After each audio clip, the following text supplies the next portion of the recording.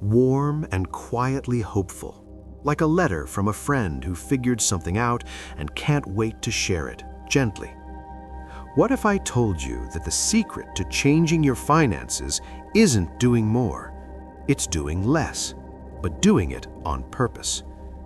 Most of us start the year with a list: pay off debt, save more, invest, build an emergency fund, stop overspending. And by February, the list is collecting dust.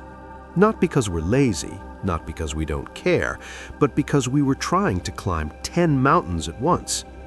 This year, I want to invite you to try something different, something quieter, something that actually works. 1 year, one goal. That's it. Just one financial goal, chosen carefully, pursued gently, for an entire year. It sounds almost too simple, doesn't it? But simplicity is the point. When you give your full attention to one thing, something shifts. The noise fades, the guilt fades, and progress, real progress, begins to appear. So how do you choose the right goal? That's what we're going to walk through today, together. First, let's talk about why scattered goals fail. Imagine you're watering a garden. You have one watering can and 10 plants spread across a huge field. You run from plant to plant, giving each one just a little, a splash here, a drop there.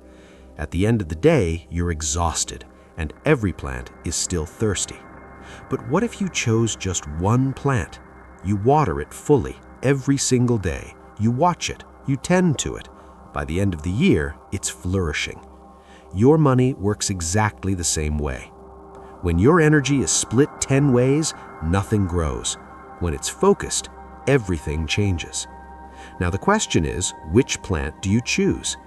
There are really only a few categories your goal will fall into, and each one is valuable. The key is knowing which one is right for you right now. The first category is protection. This means building an emergency fund. If you don't have one yet, or if it feels too small, this might be your goal. An emergency fund is the foundation of everything. It's the reason a car repair doesn't become a crisis. It's the quiet cushion that lets you breathe. A good starting point is 1 month of essential expenses. A stronger goal is 3 months. And if you want to feel truly steady, 6 months. Pick a number, make it your only mission. Watch how safe life starts to feel. The second category is freedom. This means paying off debt.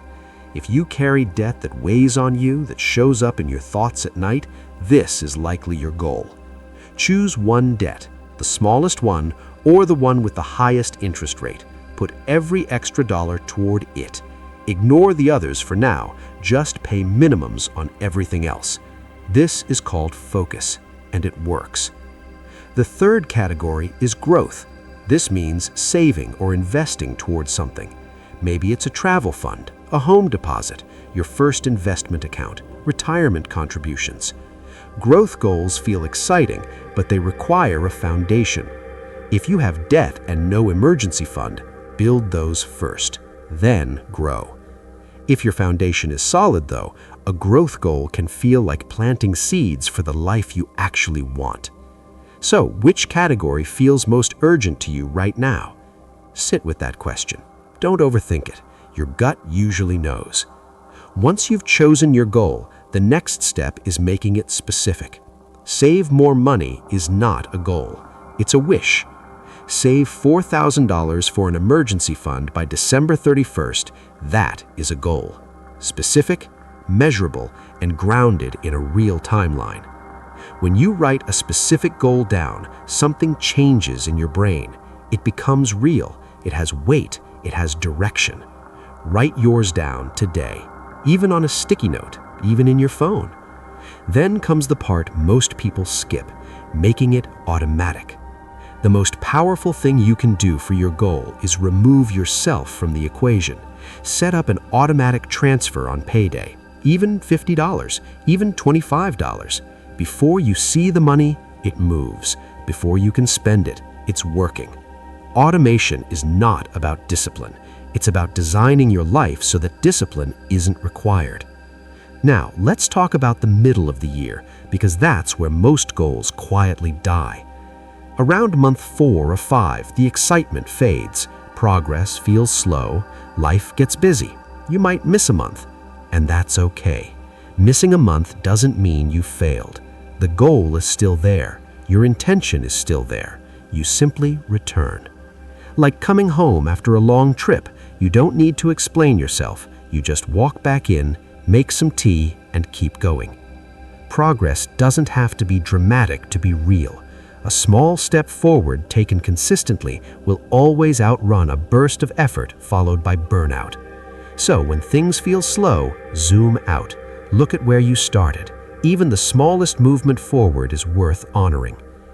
And as the year goes on, you'll notice something unexpected. The focus itself starts to feel good. Not just the money, but the clarity, the sense of knowing what you're working towards, the quiet confidence that comes from keeping a promise to yourself. This is what one goal does that 10 goals never can. It teaches you that you are someone who follows through. And that belief, once it rakes root, changes everything that comes after. So here's what I want you to do today.